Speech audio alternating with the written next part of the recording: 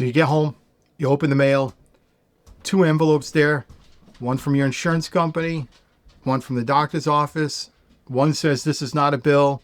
The other says you owe $340. You have no idea what to pay, why they're different. Today, I'm going to show you exactly what each document is, what to look for, and what to do before you pay a single dollar. I'm Steve Corbin, and I've spent 26 years now in the health insurance industry, and I run Cornerstone Health Advocates right here in Western Massachusetts.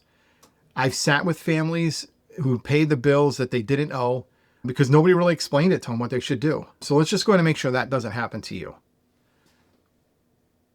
One of those documents that you received, it's called an EOB. The other one is the bill from the doctor's office, right? It's the same visit. They both say very different things. It's very confusing. Again, the EOB comes from your insurance company. The medical bill comes from your doctor. They're definitely not the same thing. And then you may be looking at one of them and say, well, this says it's not a bill. And then this one, it's for the same thing. And you're getting confused. Do I owe the money? Do I not owe the money? And the real problem is paying a bill that you don't owe. That's actually what we're trying to prevent. If you owe it, that's great. You want to make sure you're doing that. And the other thing is,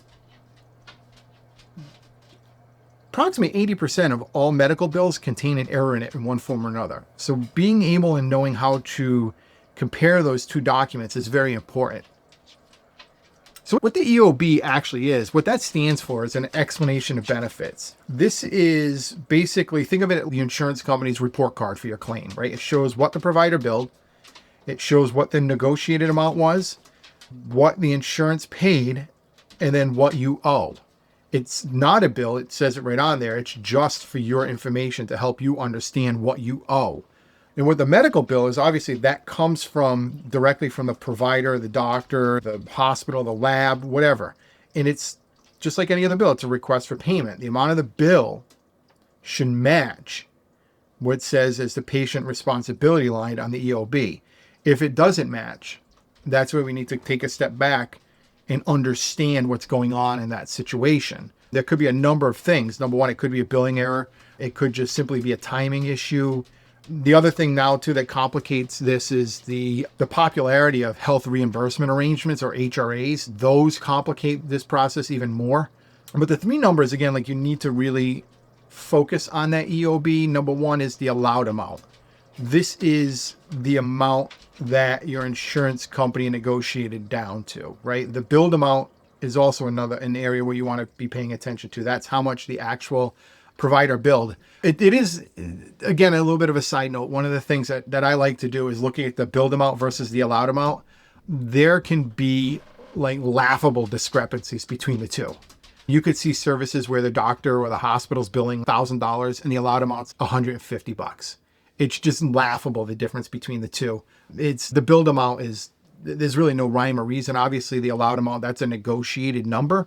But again, sometimes just take a peek at it. You can giggle. And the last one, and the most important part, is your responsibility. That is, after everything's said and done, what you should be paying, whether it's a portion of your deductible, what your copay is. So your responsibility takes in all of those factors, and that's the number that you should be paying most likely. And so you really want to do is, again, just look at them side by side, put them down next to each other, and look at your responsibility on the EOB, and look at the billed amount, or what they're billing you on the actual bill, what they're saying you have to pay them. Look at those two amounts. If they don't match, red flag.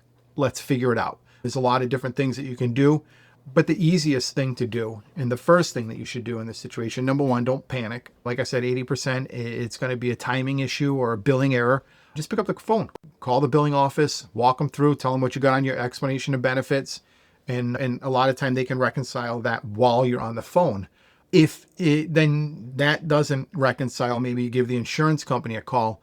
And in those occasions where you're just at wit's end, and you've done everything that you can on your part, and you're just making no headway, and you really don't understand, that's what we're here for. So when you find yourself in that situation where the EOB and the bill, nothing's matching up, you've worked with the billing and they can't figure it out, give us a call here at Cornerstone Health Advocates. Go on to our website. There'll be information in the description of this video on how to access our website and how to request your free consultation. Again, with us, the first consultation is always free. We do have a sliding scale for payment on more in-depth advocacy. And nobody's ever turned away. Let's just put it that way as well. If there's a situation that's going on, the reality is I created Cornerstone Health Advocates to help people. I don't want anybody's lack of ability to pay to get in the way of that. So again, Cornerstone Health Advocates, we are here to help you. And if there's anything we can do, please reach out. If you found this video helpful, go ahead and like it, share it. I guarantee you one of your friends is out there and they have some of the same concerns and questions about their bill and their EOB, so they may find it useful as well. Thank you very much and have a great day.